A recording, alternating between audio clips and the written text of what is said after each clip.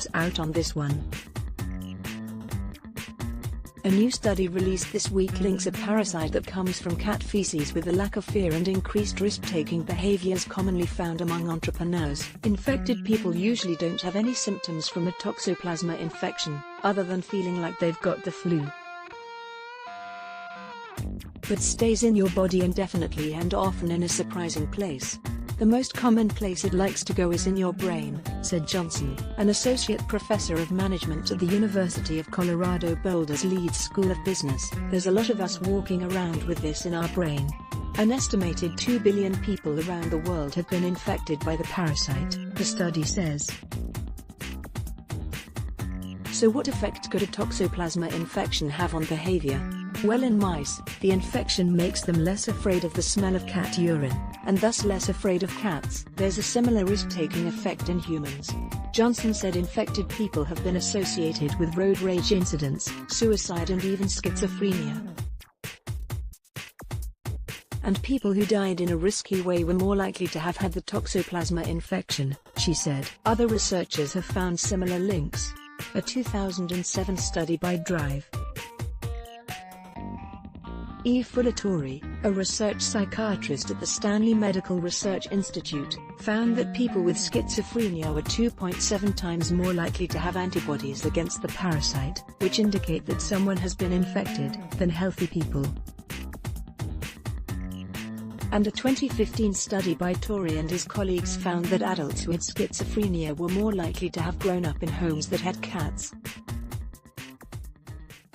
Other research suggests toxoplasma helps increase the production of substances like dopamine and testosterone in the body. Dopamine is a chemical your brain releases when you experience or anticipate pleasure or a reward, while testosterone is a hormone that stimulates the development of male sex organs, but it also can increase bouts of risky and aggressive behavior. You might feel invincible with increased levels of those substances in your body, Johnson said, or at the very least have a little less fear. How the study was done. Johnson and her team collected saliva samples over a 5-year period from business and biology students to find those who tested positive for exposure to Toxoplasma gondii. They also asked the business students what their area of emphasis was.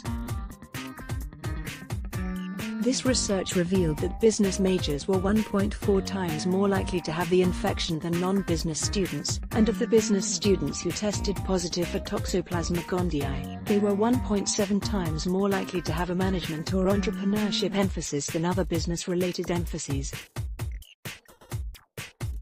The researchers studied business professionals too, analyzing saliva samples collected at entrepreneurship events. They found that professionals who tested positive were 1.8 times more likely to have started their own business or company compared to other professionals who attended the events. They looked at global data and found the same relationship. Countries with higher level of toxoplasma had higher levels of entrepreneurship, Johnson said. Do we control our behavior?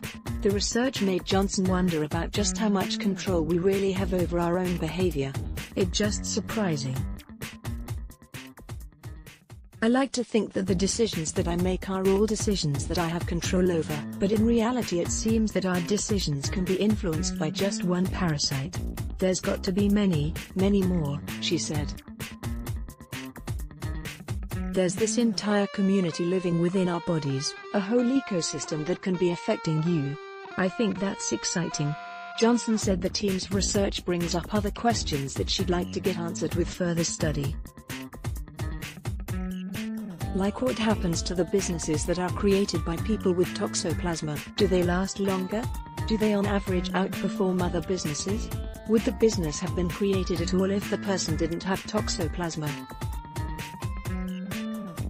She also said toxoplasma's effect on a person might be different if the infection comes from some other source, like eating contaminated meat, as opposed to getting it directly from cat feces, but that too needs more study. Finally, Johnson said she wants to study if toxoplasma has any effect on whether a person becomes more conservative or liberal in their political leanings.